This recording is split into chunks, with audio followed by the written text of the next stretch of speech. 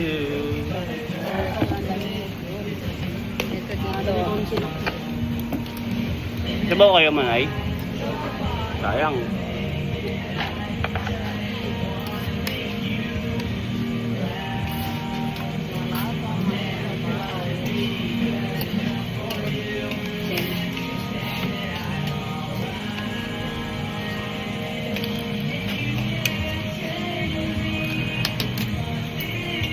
Saka nag-edit.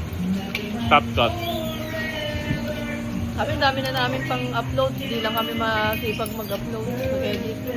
Edit nyo dapat. Ayun na. Course nyo. Ayun na magpapayaman sa atin. Dati Hazel nag-edit eh. Nung mo after 3, mayaman na ako.